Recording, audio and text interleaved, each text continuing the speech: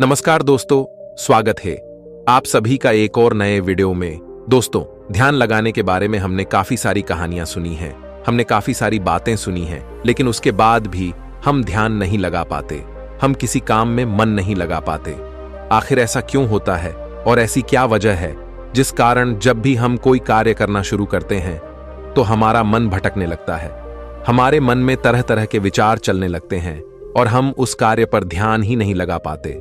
तो अगर आप भी इस समस्या से जूझ रहे हैं तो आज की जो कहानी है ये आपके लिए बहुत ही महत्वपूर्ण होने वाली है। तो इस कहानी को अंत तक जरूर देखिएगा।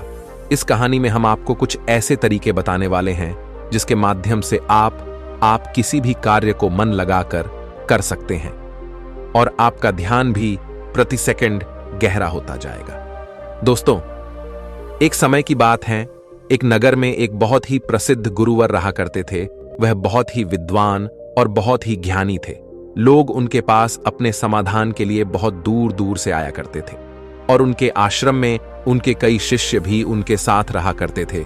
एक दिन की बात है, वह अपने आश्रम में टहल रहे थे कि तभी उन्होंने देखा कि उनका एक शिष्य संस्कृत के कुछ लोगों को एक पन्ने से दूसरे पन्ने पर उतारने का प्रयास कर रहा था, लेकिन बार बार गलती होने के कारण उसे वह सारा काम दोबारा शुरू करना पड़ रहा था। कई बार प्रयास करने के बाद आखिरकार वह थक गया और हार मान ली। तभी उसकी नजर उन गुरुवर पर पड़ी। जब उस शिष्य ने उन गुरु को देखा तो उन्हें प्रणाम किया और अपनी समस्या बताते हुए वह उन गुरुवर से कहता है, हे गुरुवर, मैं करीब 2 घंटों से नए पन्ने पर उतारने की कोशिश कर रहा हूं, लेकिन बार बार न जाने क्यों मुझसे गलती हो जा रही है, न जाने क्यों बार बार मेरा मन भटक जा रहा है। मैं हर बार अपने मन को साधने की कोशिश कर रहा हूं, लेकिन बार बार मुझसे कोई ना कोई गलती हो ही जा रही है और इसी कारण मुझे बार बार यह काम एक नए सिरे से शुरू करना पड़ रहा है। आखिर ऐसा क्यों हो रहा है? इसका जवाब देते वह गुरुवर अपने उस शिष्य से कहते हैं, भंते, ऐसा केवल ध्यान की कमी के कारण होता है, क्योंकि एक साधारण इंसान अपने मस्तिष्क की 99% ऊर्जा को यूं ही व्यर्थ कर देता है। इसी कारण उसका मन किसी भी कार्य में नहीं लग पाता और यही वजह है कि उनसे बार बार गलतियां होती रहती हैं और वह चाहकर भी उन गलतियों को सुधार नहीं पाते और वहीं पर एक सधा हुआ मन इन कार्यों को बड़ी सरलता और सहजता से कर लेता है और इसके पीछे भी कई कारण हैं। तभी वह शिष्य उन गुरुवर से कहता है, कौन से कारण है गुरुवर? तभी वह गुरुवर अपने उस शिष्य से पहला कारण बताते हुए कहते हैं, भंते, आप लिखते वक्त जरूर किसी और घटना के बारे में सोच रहे हो। इस पर वह शिष्य हाँ में सर हिलाते हुए कहता है, जी गुरुवर, आपने बिल्कुल सही कहा। आज सभी शिष्यों की छुट्टी है और सभी अपने अपने कामों से बाहर गए हैं, लेकिन मुझे यह काम मिला है और मुझे इस काम को पूरा करना है। शायद यही कारण है कि मैं ठीक से मन नहीं लगा पा रहा। तभी वह युवा शिष्य उन गुरुवर से कहता है, हे गुरुवर, यदि हमारा मन कहीं ना लगे और हम किसी भी कार्य को सही ढंग से ना कर पाए तो ऐसी स्थिति में हम अपने ध्यान को कैसे बढ़ा सकते हैं? इसका जवाब देते हुए वह गुरुवर अपने उस युवा शिष्य से कहते हैं, भंते, मैं तुम्हें कुछ ऐसे तरीके बताने जा रहा हूं जिन्हें यदि तुम ध्यान में रखोगे तो तुम अवश्य ही अपनी ध्यान शक्ति को बढ़ा पाओगे और तुम किसी भी कार्य में गहराई से मन लगा पाओगे। आगे गुरुवर सबसे पहला तरीका बताते हुए कहते हैं, भंते, जब भी तुम्हारा मन किसी कार्य में ना लगे तो सबसे पहले सांसें लो और गहरी सांसें छोड़ो। ऐसा करीब 5 बार करो और अपने मन को काम और अन्य चीजों से हटाकर केवल सांस पर ले आओ। आगे गुरुवर अगला तरीका बताते हुए कहते हैं, भंते, जब भी तुम कोई कार्य कर रहे हो तो अपनी सारी इंद्रियों को एक काम से जोड़ने का प्रयास करो। जैसे कि अब भी तुम लिखने का प्रयास कर रहे थे, तो लिखते वक्त जब तुम कलम अपने हाथों में पकड़ते हो तो उंगलियों के बीच में उस कलम का स्पर्श महसूस करो। अपनी आंखों से शब्दों को बनते हुए देखो और लिखते समय कलम और कागज के घर्षण से जो आवाज उत्पन्न हो रही है उस पर ध्यान केंद्रित करो। उसे ध्यान से सुनो या फिर तुम लिखते समय शब्दों का उच्चारण अपने मन के भीतर गूंजता हुआ महसूस करो। और अब अपनी नाक से उस स्याही की गंध को महसूस करो। इससे तुम्हारी सारी इंद्रियां एकजुट हो जाएंगी और एक ही काम से जुड़ जाएंगी। आगे वह गुरुवर कहते हैं, अपने काम के साथ एकजुट हो जाओ, उससे जुड़ जाओ और अपनी इंद्रियों को अपने काम के साथ जोड़ने के बाद तुम्हारा ध्यान अत्यधिक गहरा हो जाएगा। इसका अर्थ यह हुआ कि तुम काम के साथ एक हो चुके हो, यानी कि तुम काम में पूरी तरह से खो चुके हो। और जब तुम इस प्रकार कोई भी कार्य करोगे तो तुम्हें समय का पता भी नहीं चलेगा और तुम्हारे कार्य में कोई भी गलती भी नहीं होगी। लेकिन मेरी एक बात और याद रखना, यदि बीच बीच में तुम्हारा मन भटकने लगे, तुम्हारे मन में तरह तरह के विचार उठने लगे और तुम्हारा मन यहां वहां भागने लगे, तो डरना मत। तुम दोबारा से निश्चय करना और दोबारा से ध्यान लगाने का प्रयास करना। देखते ही देखते तुम इस अभ्यास में निपुण हो जाओगे और तुम्हारा ध्यान अत्यधिक गहरा होता चला जाएगा। उस शिष्य ने उन गुरुवर की सारी बातें ध्यानपूर्वक सुनी और उसके बाद उसने ऐसा ही किया।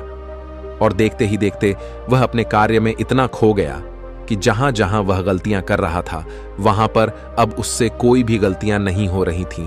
और तो और उसने अपना सारा कार्य एक बार में ही पूरा कर लिया। और ऐसा इसलिए हो पाया क्योंकि हमारा सारा ध्यान हमारी इंद्रियों में बटा होता है और इसलिए हमें अपनी इंद्रियों को एक कार्य पर लगाना बहुत आवश्यक है। क्योंकि यदि हमारा ध्यान इन इंद्रियों में बटा रहेगा तो हमारा मन भटकता रहेगा। जहां जहां भी हमारी इंद्रियां भागी वहां वहां हमारा मन भी भागेगा। लेकिन वहीं पर यदि आपने अपनी सारी इंद्रियों को केवल एक ही कार्य पर लगा दिया तो आपका मन भटकना बंद हो जाएगा और इस समय आप बहुत ही अत्यधिक गहरे ध्यान में पहुंच जाएंगे। किंतु साधारण मन इसे ज्यादा देर तक साध नहीं सकता, लेकिन इस प्रकार बार बार और निरंतर अभ्यास करने से मन ध्यान को साधना सीख जाता है और आपका ध्यान अत्यधिक गहरा होने लगता है और आपको उस कार्य में रुचि भी आने लगती है। और जब भी आप उस कार्य में पूरी तरह से खो जाते हैं तो आपको समय का भी पता नहीं लगता और आपका कार्य भी अच्छी तरह से और सफलतापूर्वक हो जाता है। वह गुरुवर अपने शिष्य को यह सारी बातें बताकर ध्यान में लीन हो गए। लेकिन तभी वहां पर एक युवक आया और उस युवक ने उन गुरुवर को प्रणाम किया। तभी उन गुरुवर ने अपनी आंखें खोली और इस पर वह युवक कहता है, हे गुरुवर, मैं आपके पास बहुत दूर से आया हूं। मैंने आपके बारे में तरह तरह की बातें सुनी है। मैंने सुना है कि आप सभी की समस्याओं का समाधान करते हैं। मेरी भी एक समस्या है, कृपया करके मेरा मार्गदर्शन करें। इस पर वह गुरुवर उस युवक से कहते हैं, बोलो, आखिर तुम्हारी क्या समस्या है? वह युवक अपनी समस्या बताते हुए उन गुरु से कहता है, हे गुरुवर, मैं बहुत लंबे समय से तैयारी कर रहा हूं। मैंने कई तरह के सरकारी परीक्षाएं भी दी हैं, लेकिन मैं किसी में भी उत्तीर्ण नहीं हो पाया। मुझे यह पता ही नहीं चल पा रहा कि आखिर मुझसे गलती कहां हो रही है, आखिर मुझ में क्या कमी है। उस युवक का यह प्रश्न सुनकर वह गुरुवर मुस्कुराने लगे और उस युवक से कहते हैं, भंते, क्या तुम सच में अपनी परीक्षा में सफल होना चाहते हो? इसका जवाब देते हुए वह युवक कहता है, हां गुरुवर, मैं अपनी परीक्षा में सफल होना चाहता हूं, इसीलिए तो मैं आपके पास आया हूं। कृपया करके मेरा मार्गदर्शन करें। तभी वह गुरुवर अपने स्थान से उठे और उस युवक का हाथ पकड़कर के एक कुएं पर ले गए। कुएं के पास पहुंचकर उन गुरुवर ने उस युवक के हाथ में एक घड़ा थमा दिया और उस युवक से कहा, इस घड़े में पानी भरकर वापस आश्रम में ले आओ। इतना कहकर वह गुरुवर वापस आश्रम लौट गए। लेकिन वह युवक वहीं खड़ा खड़ा यह सोच रहा था, भला इस घड़े में पानी भरने से मुझे मेरे प्रश्न का उत्तर कैसे मिलेगा? आखिर मुझे यह कैसे पता चलेगा कि मैं परीक्षा में कैसे पास हो सकता हूं? लेकिन उस युवक के पास और कोई विकल्प भी नहीं था। इसलिए जैसा कि उसे उन गुरुवर ने कहा था, कुएं से पानी खींचा और मटके में पानी भर लिया। लेकिन यह क्या, मटके में तो कई सारे बारीक छेद हैं जिनसे पानी धीरे धीरे रिस रहा है। वह युवक मन ही मन यह सोचने लगा, इस घड़े में तो छेद है, मैं इसे आश्रम में कैसे ले जाऊंगा? तभी उसने सोचा, यह छेद तो बहुत छोटे हैं, यदि मैं इसे जल्दी जल्दी ले जाऊं तो मैं आश्रम तक जल्दी पहुंच जाऊंगा और इसमें से पानी भी ज्यादा नहीं गिरेगा। यह सोचकर उस युवक ने वह घड़ा उठाया और दौड़ता हुआ वह जल्दी जल्दी उन गुरुवर के पास पहुंचा। लेकिन जब तक वह वहां आश्रम पहुंचता वह पूरी तरह से भीग चुका था और मटके में पानी केवल नाम मात्र के लिए ही बचा था। इसे देखकर वह गुरुवर मुस्कुराने लगे और उस युवक से कहते हैं, मन का भटकाव बहुत बड़ी बीमारी है और तुम्हारे साथ भी यही हो रहा है। तुम्हारे मन में विभिन्न प्रकार के विचार हैं, अर्थात तुम एक समय में कई सारे विचार सोच रहे हो, जिस कारण लगातार तुम्हारी मानसिक ऊर्जा व्यर्थ हो रही है और इसीलिए मेहनत करते हुए भी तुम कोई परिणाम प्राप्त नहीं कर पा रहे हो, जैसा कि उस मटके में कई सारे बारीक छेद थे और तुमने सोचा कि तुम उसे लेकर जल्दी जल्द आश्रम पहुंच जाओगे, जो तुम्हारा लक्ष्य था। लेकिन तुमने देखा कि वह सारा पानी धीरे धीरे करके उस मटके से गिरता चला गया और अंत तक इस मटके में केवल नाम मात्र पानी ही बचा है। इसलिए अपने मन को भटकने से रोको, क्योंकि ध्यान के बिना कोई भी कार्य पूरा नहीं किया जा सकता है। इस पर कुछ लोग जरूर कहेंगे कि कुछ काम केवल शारीरिक शक्ति से ही होते हैं, लेकिन याद रखें कि शरीर भी मन के आदेश पर ही चलता है, इसलिए सारे कार्य मानसिक शक्ति से ही संभव हो पाते हैं। यदि कोई लकड़हारा लकड़ी काटते समय ध्यान ना रखे तो वह एक जगह पर कुल्हाड़ी नहीं चला सकता और हो सकता है कि वह खुद को चोट भी पहुंचा ले। इसलिए जानकारी और हर कार्य का मूल तत्व है ध्यान। और यदि तुम अपने जीवन में कुछ बड़ा हासिल करना चाहते हो, इस परीक्षा में सफल होना चाहते हो, तो तुम्हें एक जगह तो ध्यान लगाना सीखना ही होगा, क्योंकि तुम जैसी आदत डालोगे वैसा ही तुम्हारा मन बनता चला जाएगा। इसलिए जब भी तुम छोटे से छोटा कार्य भी करो तो उसे पूरा मन लगाकर करो। ऐसा करने से हमारे मन का स्वभाव बदलने लगता है और हम किसी भी कार्य में मन लगाने लगते हैं। और यदि एक बार तुमने इसमें निपुणता हासिल कर ली तो तुम्हें सफलता अवश्य मिलेगी। तभी वह युवक उन गुरुवर से कहता है, किंतु गुरुवर, जब भी मैं पढ़ने बैठता हूं तो मन में तरह तरह के विचार आने लगते हैं और मैं मन के उन विचारों में हटा चला जाता हूं। मैं चाहकर भी अपने मन को रोक नहीं पाता। ऐसी स्थिति में मैं मन के उन विचारों को कैसे छोड़ सकता हूं? इस पर वह गुरुवर मुस्कुराते हुए उस युवक के हाथों में गिलास थमा है और उस गिलास में लबालब पानी भर देते हैं और उस युवक से कहते हैं, यह गिलास जो तुम्हारे हाथ में है, इस गिलास में से एक भी बूंद पानी नीचे नहीं गिरना चाहिए, इसे पकड़ कर रखो। इस पर वह युवक कहता है, लेकिन कब तक? इसके जवाब में वह गुरुवर उस युवक से कहते हैं, जब तक यह गिलास मैं तुम्हें नीचे रखने के लिए ना कहूं। उस युवक ने उन गुरुवर की बात मान ली और तत्परता के साथ गिलास लेकर वह खड़ा हो गया। आखिर में उसे भी तो अपनी योग्यता उन गुरुवर को साबित करनी थी। शुरू में सब कुछ ठीक चल रहा था, लेकिन कुछ ही देर बाद उसके मन में तरह तरह के विचार उठने लगे और यह सोचने लगा, आखिर यह सब करने से भला क्या होगा? मैं चाहे कितनी भी कोशिश कर लूं, लेकिन मेरा मन मेरे बस में नहीं आने वाला। मैं उस पर नियंत्रण नहीं साध सकता। मैं कभी नहीं बदल पाऊंगा। यह सोचकर वह लड़का मन ही मन असहज होने लगा। वह लगातार कोशिश करता रहा, लेकिन अब उसके शरीर के हिलने से बार बार पानी गिलास से नीचे गिर रहा था और जमीन पर फैल रहा था। यह देख वह गुरुवर उस युवक से कहते हैं, बेटा, जब तक तुम्हारा मन शांत था तब तक पानी की एक बूंद भी गिलास से नीचे नहीं गिरी, लेकिन जैसे ही तुम्हारे मन में तरह तरह के विचार उठने लगे, तुम्हारा शरीर भी वैसी ही प्रतिक्रिया देने लगा और तुम्हारे शरीर की प्रतिक्रिया देने के कारण गिलास से पानी नीचे गिरने लगा और जमीन पर फैलने लगा। आगे और गुरुवर उस युवक को समझाते हुए कहते हैं, बेटा, जैसे गर्म लोहे पर हथौड़ी की चोट पड़ती है तो वह एक नया आकार लेता है, ठीक उसी तरह से एक विचार छोटे हथौड़े के जैसा होता है, जिसकी चोट से इंसान का शरीर, व्यक्तित्व और मन आकार लेने लगता है। अर्थात तुम्हारा यह मन ग्लास में पानी की तरह है और यह बहुत आसानी से भटक जाता है, विचलित हो जाता है। यदि तुम चाहते हो कि ग्लास में भरा हुआ यह पानी शांत रहे, तो इसके लिए तुम्हें अपने मन को शांत रखना होगा। इसके बाद गुरुवर उस युवक को कहते हैं, अब इस ग्लास को एक बार फिर से पकड़ो और अपना सारा ध्यान अपनी सांस पर ले आओ। सांसों को अपने पेट में, सीने में आता जाता महसूस करो। हाथ में जो दर्द है, जो असहजता हो रही है, उसे जाने दो। मन में जो विचार आ रहे हैं उन्हें जाने दो। खुद को यह याद दिलाओ कि तुम मन नहीं हो, बल्कि मन को देख रहे हो। तुम सांस भी नहीं हो, तुम सांस को देख रहे हो। ऐसा याद करने से विचार आकर चले जाएंगे, लेकिन तुम्हें विचलित नहीं कर पाएंगे। थोड़ी देर तक वह लड़का यूं ही अभ्यास करता रहा और अब तक पानी के उस गिलास से एक भी बूंद पानी नीचे जमीन पर नहीं गिरी। यह देखकर वह गुरुवर मुस्कुराए और उस युवक से कहते हैं, बेटा, बस अब यही अभ्यास अपने काम और पढ़ाई में करना। इससे मन धीरे धीरे शांत होने लगेगा। फिर कोई भी बड़ी चीज हासिल करना मन के लिए स्वाभाविक हो जाएगा। इस प्रकार तुम किसी भी बड़े से बड़ा लक्ष्य को हासिल कर सकते हो। और यदि तुम किसी परीक्षा में सफल भी होना चाहते हो तो यह भी तुम्हारे लिए बहुत सहजता से हो जाएगा।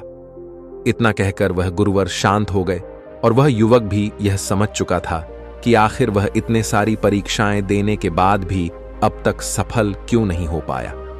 उसने उन गुरुवर को प्रणाम किया और वापस अपने घर लौट आया। दोस्तों, इस कहानी से हमने कई सारी महत्वपूर्ण बातें सीखी हैं। चलिए एक एक करके उनके बारे में जानते हैं। सबसे पहले पांचों इंद्रियों को एक काम पर लगाओ, गहरी सांसें लो और गहरी सांसें छोड़ो। ध्यान सांस पर ले आओ और बाकी सारी चीजें छोड़ दो।